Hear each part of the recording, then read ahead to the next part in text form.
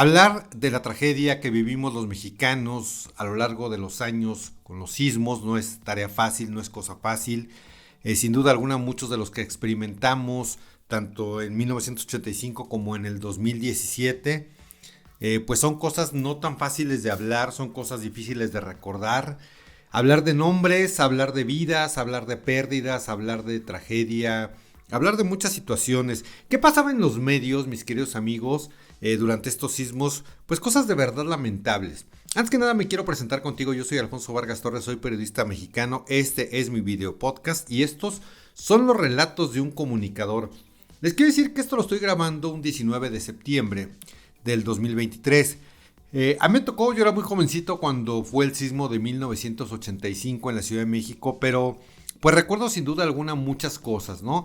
Todavía evidentemente yo no estaba involucrado en los medios de comunicación, aunque ya quería ser periodista, ya quería dedicarme a esto, pero pues obviamente esto me llevaba a poner mucha atención a qué ocurría con los medios, qué ocurría con los periodistas, qué ocurría con los conductores, qué ocurría con las empresas, con las emisoras tanto de radio como de televisión. Y bueno, pues parte de lo que recordamos pues es la tragedia del desplome del Hotel Regis, del H. Steel y compañía, de la Superleche, de Tlatelolco, muchas casas en la colonia Roma, en fin, o sea, una tragedia enorme. Obviamente no estábamos preparados como país, como ciudad, como seres humanos, no estábamos preparados finalmente, y lo que siempre he tratado de externar con mucho respeto desde luego, es que esta tragedia de 1985 nos dejó una enseñanza enorme a todos los mexicanos, a todas las personas que vivimos en una zona sísmica, y que es lo primero que debemos de tener en mente, que vivimos en una zona sísmica. Afortunadamente, hoy existe la alerta sísmica. Cada 19 de septiembre, por si tú me estás viendo en otro país, se hace un simulacro a las 11 de la mañana para precisamente ver cómo debemos, cuál es nuestro mejor actuar en caso de que haya un terremoto, un sismo. 1985, bueno, yo, ¿qué recuerdo? A ver, ¿y qué recuerdas tú? Porque también acuérdate que esto es un pimponeo, o sea, tú platícame más o menos qué viviste, pero a ver, yo recuerdo dos cosas importantes. La primera, el programa Hoy Mismo conducido por Guillermo Ochoa. Ese día, bueno, pues obviamente en las instalaciones de Televisa, que se vinieron abajo parte de las instalaciones de Televisa Chapultepec, que Televisa, pues, insisto, por si tú me ves o me escuchas en otro país, es una de las televisoras más importantes del país, pues estaba transmitiendo cuando de pronto empezó a temblar. Una conductora, Lourdes Guerrero, pues escucha, ve y siente y percibe y todo esto y dice, ah caray, está temblando un poquitito, con una risita nerviosa, y corte A, pues se va la transmisión, se va la señal y esa parte de Televisa se viene abajo. Esto fue en 1985. Otra cosa que yo recuerdo, había un programa muy famoso que nació en Radio 590 La Pantera que se llamaba Batas, Pijamas y Pantuflas, que era conducido por Gustavo Armando el Conde Calderón, que es papá de mi muy querida amiga y compañera Mitzi Calderón, que también se dedicó años después al periodismo, y Sergio Rod.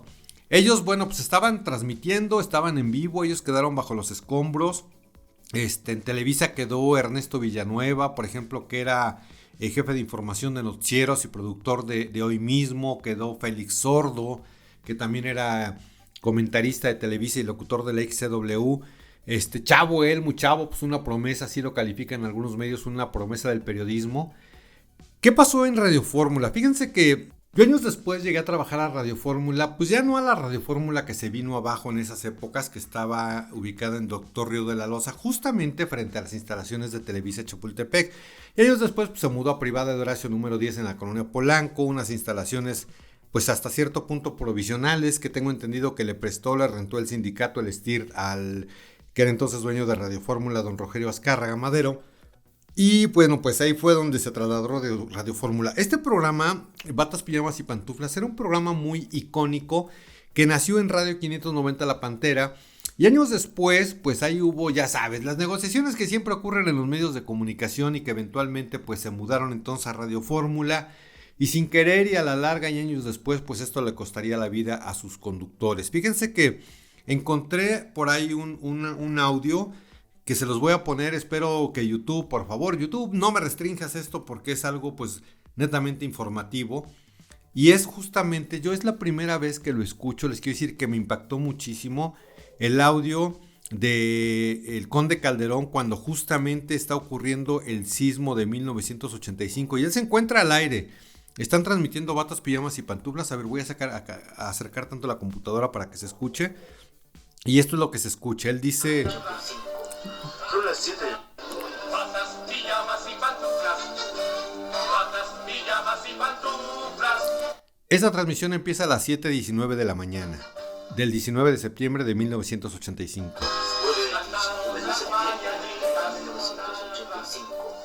Son las 7 de la mañana.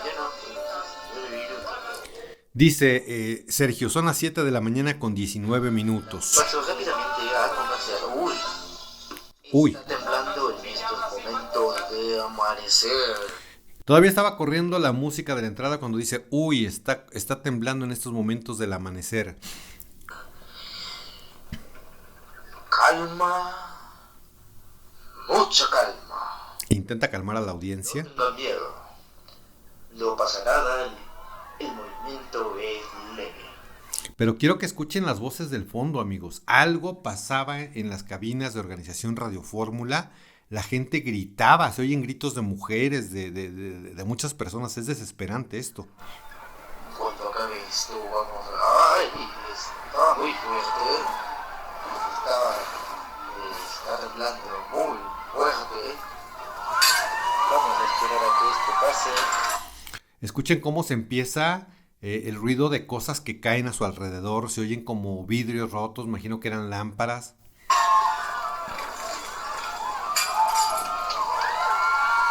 Tranquilos, vamos a llamar la casa. Se acabó. Se acabó Interferencia. Ahí terminó Batas, Pijamas y Pantuflas. Ahí terminó la vida de estos dos conductores. Ahí terminó la vida de muchas personas.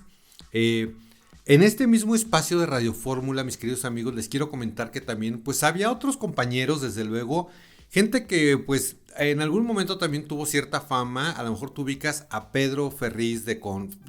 Los Ferriz son una dinastía de comunicadores. Su papá, don Pedro Ferriz Santa Cruz, conductor del Gran Premio de los 64,000 pesos, que luego se clavó mucho don Pedro en el fenómeno ovni. Gran persona, ya les he platicado en otros videopodcasts.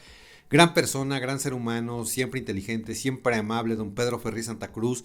Está su hijo Pedro Ferriz de Con y también está su hijo Pedro Ferriz, que bueno, o sea, y el nieto de don Pedro Ferriz Santa Cruz, que también se dedica a la parte de la comunicación. Bueno, Pedro Ferriz de Con también estaba en las instalaciones de Organización Radio Fórmula cuando se vino abajo, pero él sí salió. Él fue de los sobrevivientes que sacaron de entre los escombros.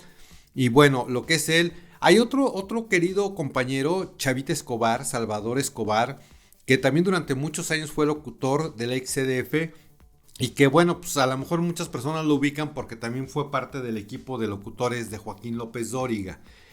Ya hace mucho que no escucho a Chavita, bueno, tampoco a Joaquín, he tratado ya casi no escuchar noticieros, pero no sé si ya se habrá retirado Chavita. Sé que por ahí anda porque bueno, pues estamos en grupos de gente de radio y todo, donde pues te vas enterando de cosas buenas, malas y feas, ¿no? Entonces bueno, yo no he sabido nada de Chavita Escobar, quiero pensar que por allá anda, mi querido Chavita, te mando un abrazo. Y híjole, cuando platicabas con Chava Escobar, con Pedro Ferriz no platiqué mucho, pero cuando platicabas con Chava Escobar de cómo vivió él el hecho de estar entre los escombros de Radio Fórmula en 1985, de cómo lo sacaron, su experiencia de estar atrapado, es algo sin duda espantoso y horrible. Esto pasaba en los medios de comunicación, mis queridos amigos. Creo que hay dos transmisiones icónicas. Para mí esta es la tercera y esta es importantísima, que la verdad yo jamás la había escuchado. Cuando estaba buscando ahí alguna información para platicar con ustedes en este video podcast, pues me encontré con esta grabación. Yo la verdad estaba buscando el nombre de otros compañeros que no recordaba y me encontré con esta grabación de Batas, Pijamas y Pantuflas. Otra pues es la que les platicaba de Lourdes Guerrero cuando estaba en vivo transmitiendo en Televisa. Y otra, desde luego, pues es una narración impresionante, una crónica increíble del maestro, un gran maestro del periodismo, de Jacobo Zabludovsky. Él venía en su coche y recuerda, pues, si tú eres millennial, pues en 1985 no existían los teléfonos celulares, o sea, había quien traía teléfono en su coche, eran satelitales y era algo caro, o sea, no es que cualquier persona viniera acá con su nave conduciendo y con su teléfono en el coche, pues no, realmente eran empresarios, directivos, gente importante como lo era don Jacobo Zabludovsky, y él traía teléfono en el coche. Entonces yo recuerdo muchísimo esa transmisión. que pues él viene por Paseo de la Reforma y empieza a platicar, empieza a describir en su coche, empieza a narrar lo que va viendo. Él, el primer signo que le da a entender que no fue tan grave el terremoto fue que el ángel de la independencia estaba en su pedestal, y así lo narra. Dice que fue un pequeño, que nada más nos meció tantito la tierra, pero a raíz de que empieza a avanzar hacia el centro histórico de la Ciudad de México, pues se da cuenta de la magnitud, de que no fue nada más pues una ligera meneadita. Entonces empieza en su coche a narrar y llega a Tlatelolco y se mete por Avenida Juárez, llega donde está el Hotel Regis. Se abre paso porque pues la ciudad en ese momento era un caos, o sea, no estábamos preparados para eventos de tales magnitudes. Entonces él se empieza a abrir paso entre la gente, entre los coches, y se baja, y con la misma extensión de su teléfono, pues no eran inalámbricos, amigos, él no podía traer el teléfono en la mano. Entonces comienza a preguntarle a las personas qué vieron, qué vivieron, qué sintieron y todo, y es muy como fuerte cuando él llega a Televisa, lo que él describe como su casa durante tantos años, y ve que el área de noticieros Televisa pues está abajo, ¿no? Entonces se le quiebra la voz, narra con todo ese profesionalismo del maestro Sabludovsky, narra y describe todo lo que él va viendo a su paso hasta llegar a Televisa. ¿Qué pasa después? Pues obviamente empiezan las cuestiones, y digo, mis compañeros de aquel entonces, de veras que me pongo de pie y me quito el sombrero ante ellos. ¿Cómo empieza a trasladarse? Porque además de la tragedia que viven y de ver que sus compañeros están muertos, enterrados, a lo mejor vivos entre los escombros, la comunicación tiene que fluir sí o sí, porque finalmente pues el medio de comunicación en este tipo de cuestiones se convierte en algo fundamental, importantísimo. Entonces comienzan a trasladar señales. En el caso de Televisa, pues se traslada todo lo que es el centro de operaciones de noticieros a Televisa San Ángel, donde bueno, pues ahí de manera improvisada y con parchecitos y todo, pues comienzan a salir las señales y comienzan a surgir pues la información, empieza a fluir la información de qué pasó, qué estaba pasando en la Ciudad de México. Y en el caso de Radio Fórmula, mis compañeros me platican que se fueron a transmitir a las plantas de transmisión que se encuentran en el oriente de la Ciudad de México, en la zona de Iztacalco, en Apatlaco y Trigo. Para que tú te des una idea más o menos, en ese entonces, o sea, para transmitir una frecuencia de radio, salía la antena de la señal de la emisora de Radio Fórmula, que en este caso pues estaba en Doctor Río de la Loza, y esa señal se enviaba hacia las plantas transmisoras que estaban en Apatlaco y Trigo, y de ahí se distribuía ya la señal a los aparatos receptores para que tú pudieras escuchar la radio. Bueno, pues se trasladaron a las plantas de transmisión en condiciones pues de como fuera, o sea, lo que hubiera, mientras hubiera un micrófono y una antena para transmitir, pues mis compañeros locutores, conductores, pues obviamente comenzaron de inmediato las transmisiones para informar al pueblo, para informar a la ciudadanía qué es lo que estaba ocurriendo. Yo recuerdo que pues mucha información no fluía como debería hacerlo, porque pues sí, en ese entonces el gobierno sí o sí controlaba absolutamente toda la información. Se hablaba de muy poquitos muertos, se ocultaba negligencia en las construcciones de muchos edificios, pero al paso del tiempo y la verdad, mis queridos amigos, siempre sale a la luz. La verdad siempre tarda en salir, a veces más que temprano siempre va a salir, siempre va a florecer, y evidentemente pues a lo largo de los años nos dimos cuenta los ciudadanos que no nos chupamos el dedo y que hubo muchos más muertos de los que las cifras oficiales reportaban. Pero creo que lo impresionante y el tema de esto, más allá de una crítica al gobierno, que no lo es de ninguna forma, pues esto es un acontecimiento que pasó hace ya bastantes años, es cómo los medios de comunicación no dejaron de transmitir con todo el dolor, con toda esa pesadumbre de saber que muchos compañeros habían perdido la vida, y finalmente las señales de Radio Fórmula, de Televisa, estaban al aire. Hablo de estas dos señales porque bueno, pues otros grupos radiofónicos no ocurrió lo mismo. Televisoras, no les puedo hablar de televisoras porque en ese entonces pues era sí o sí Televisa, o sea, aunque estaba Imevisión, que era la televisora del estado, y Canal 11, pues no, o sea, no eran televisoras que tuvieran cierta trascendencia o cierta importancia, era Televisa o Televisa. Entonces pues ya se empezó a transmitir toda la información cruda, una realidad espantosa, lo que hoy es, si tú conoces la Ciudad de México, sobre Avenida Cuauhtémoc y el viaducto Río de la Piedad, hay una plaza que se llama Plaza Delta. Voy a hacer una pequeña pausa, permíteme un segundo. Aquí es donde siempre te tengo que explicar por qué hago la pausa, porque la cámara tiene un cierto periodo de grabación que se corta, yo tengo que retomar la grabación. En el caso del audio no pasa nada, en el caso de la cámara, si es que tú me estás viendo, pues sí afecta. Entonces, aunque es video podcast, pues el audio no pasa nada, el video sí, pero bueno. Esta plaza, que se llama Plaza Delta, en algún momento fue un parque de béisbol. Entonces a ese se usó como anfiteatro, mis queridos amigos, y ahí es donde llegaban los cadáveres y llegaba la gente a reconocer los cadáveres. Si tú habías perdido algún familiar que no encontrabas, pues lo primero era ver si no estaba ahí en este lugar, que se hizo un anfiteatro enorme, una morgue grandísima para que las personas pues llegaran a identificar si su familiar, si su ser querido pues estaba entre esos cadáveres, ¿no? De hecho se dice, cuenta la leyenda y dicen los que saben que todavía por ahí espantan en esa plaza comercial en Parque Delta. Yo no sé, la verdad, nunca, digo, no es una plaza que frecuente, pero además pues las poquititas veces que he ido pues nunca he visto ni escuchado nada. Si tú lo has hecho, si tú sabes algo de esto, pues déjalo aquí abajo en la caja de comentarios. Pero pues esto es lo que yo les quería comentar, mis queridos amigos, de cómo a pesar de los pesares y de muchas cosas, muchas ocasiones la señal sale al aire. Decía mi maestro don Héctor Lechuga, la función tiene que seguir, y en efecto, pues aunque todo esto y con el dolor del corazón de muchas personas que perdieron la vida, las transmisiones tenían que seguir al aire, se tenía que seguir informando a la ciudadanía, al pueblo, a la población, qué estaba pasando, qué vialidades estaban abiertas, qué podías hacer o a dónde podías acudir en caso de que no encontraras algún familiar, dónde estaban ubicados los hospitalizados, los heridos, cuáles eran los hospitales que habían recibido a personas que habían sacado de los escombros y demás, ¿no? Entonces, todo este flujo de información en ese entonces era vital, básico, no había de otra. Evidentemente no existían las redes sociales, no existía el tweet o ahora el X, no existía Facebook o Instagram o nada, que donde tú te pudieras informar qué estaba ocurriendo. Lo que en el 2017 pues ya fue diferente, ya teníamos una alerta sísmica, ya teníamos como más control, más conocimiento, más conocimiento de qué debíamos hacer, a dónde debíamos ir. Les quiero comentar de forma personal y espero que tú también lo hagas. En casa tenemos un protocolo, mi esposa y yo, Dulce. Ya sabemos que si suena la alerta sísmica y si hay un temblor importante, y si se pierde la comunicación de los celulares, ya sabemos en qué punto de la ciudad nos vamos a reunir, vamos a llegar a nuestro encuentro. Lo primero, desde luego, pues es intentar establecer comunicación vía celular.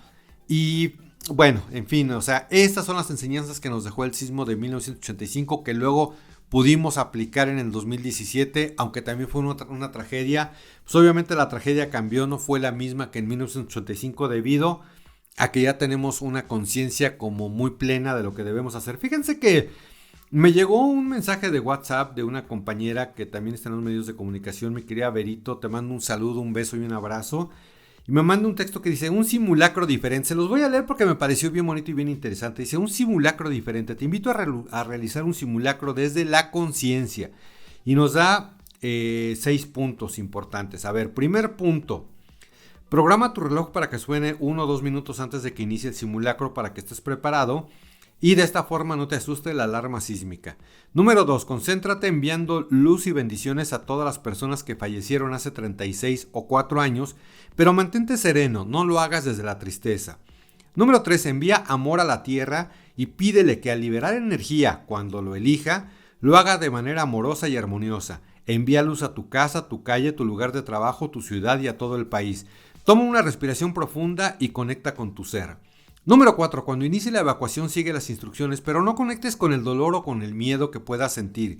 En lugar de eso, mientras desalojas, evoca los sentimientos de amor, solidaridad, compañerismo, unión y con la satisfacción y el orgullo que sentiste al ayudar o de ver cómo otras personas se ayudaban apoyándose unos a otros. Quédate con esa emoción y llévala en tu corazón. 5. Si en algún momento sientes miedo, abrázalo, cúbrelo de luz y déjalo ir. Y número 6, toma otra respiración profunda y exhala fuerte. Con esto transformarás de manera consciente tu vibración de miedo o tristeza en vibración de amor y armonía. Y estarás contribuyendo a cambiar también la de tu entorno y por consecuencia la del país entero. Por favor, compártelo para que seamos muchos haciendo esto. Mi querida Verito, gracias, muy bonito texto. Porque fíjense que yo no sé tú qué tanto creas, en qué creas, en quién creas, ni nada. Yo soy católico, se los he manifestado abiertamente muchas veces. Pero a veces sí creo que dicen, oye, ¿por qué pasó que en 1985, el 19 de septiembre tembló, y años después, en el 2017, el mismo 19 de septiembre volvió a temblar, y siempre en septiembre ya lo tenemos como entre memes, entre en serio y entre broma y broma, la verdad asoma, lo tenemos catalogado como el mes de los sismos?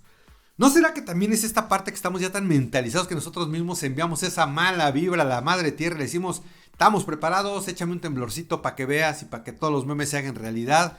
Híjole, yo no sé qué creer en este sentido, yo no sé tú qué creas, pero está padre esta reflexión. O sea, si hacemos un simulacro bonito con la buena vibra y si en lugar de hablar de las tragedias hablamos de la enorme solidaridad que es el pueblo mexicano, que tiene el pueblo mexicano ante este tipo de tragedias, esa buena vibra que podemos emanar todos los mexicanos, o esa oración en la que podemos hacer todos los mexicanos y decir, Diosito, pues aliviánanos, no nos avientes tantos sismos así tan fuertes ni tan seguido.